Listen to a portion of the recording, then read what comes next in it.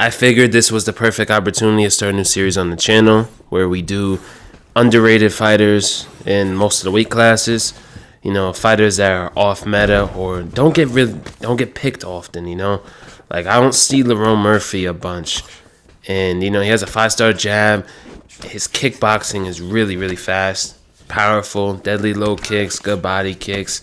His animations for all the kicks to the body, to the head, to the legs are all fast.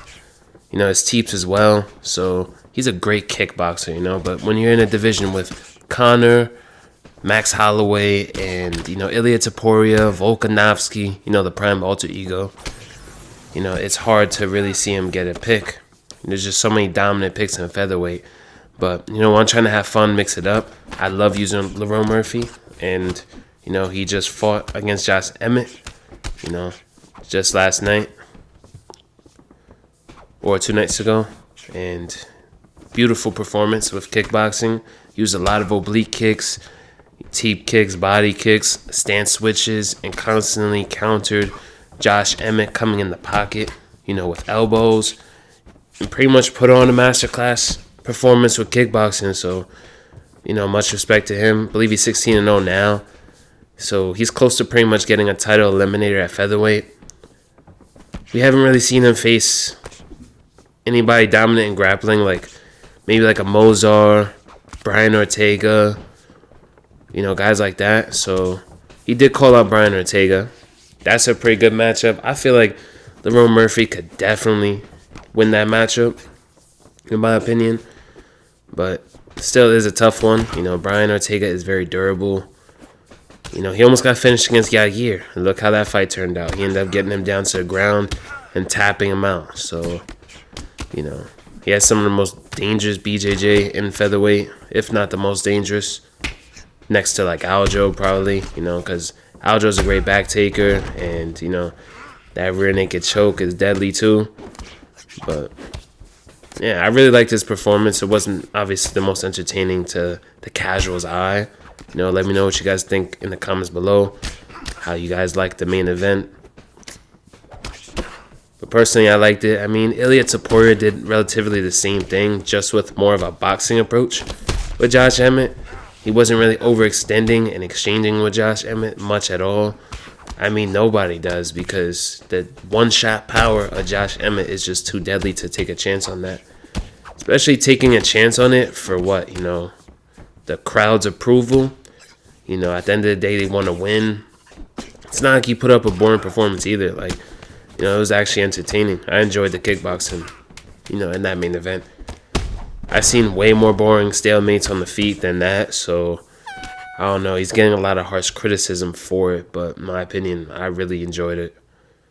You know, I understand the dangers of Josh Emmett, so it's also up to Josh Emmett. You know, I believe probably around like round 3-ish, he got countered a few times, and he just kind of stopped running in the pocket, trying to make it a dirty fight like he should have been doing. And he kind of just, he didn't really combo up. He didn't really try to land much. So, you know, that's on him. You know, it takes two to tango. And, you know, if one person's throwing a lot and doing what they need to do, and the other person just isn't doing what they're supposed to win the fight, that's on them. It shouldn't be blamed on Lerone Murphy at all. But yeah, this one's a tough one because I gotta be careful. It is Conor, even though he chopped up his leg a little bit, we still had to be very, very careful. But yeah, at this point, we pretty much got him down low. I think he gave up right here. We'll move on to the next fight. Fortunately, this fight was a little bit laggy, but yeah. Oh, wait, actually, I think Brian Ortega's moving up to lightweight, he said. So I'm not sure if he would accept the fight with Lerone Murphy. I'm not too sure. I mean, maybe he does. I mean, he's an undefeated prospect. You know, he would get a lot of props and a lot of steam to get into, you know, title contention. You know, if he still wants to be a featherweight champion, taking on Lerone Murphy and beating him in dominant fashion definitely would help a lot. So, still trying to take my time.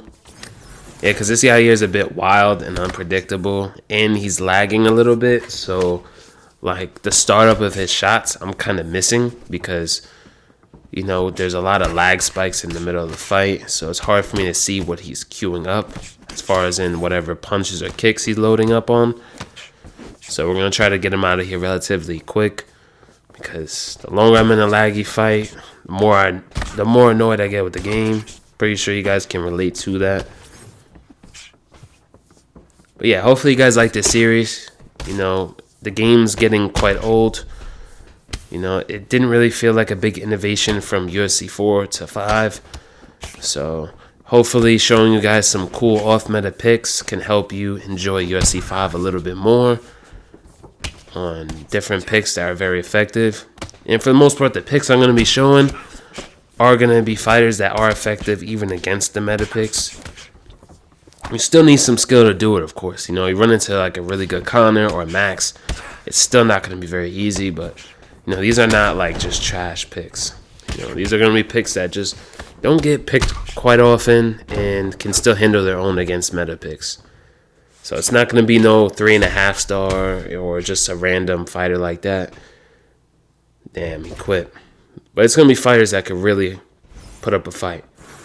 In this fight, we face someone that I know likes to throw a lot of punches to the block.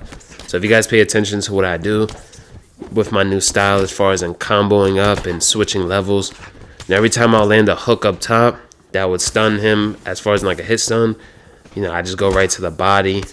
And then sometimes I start to the body, go up to the head.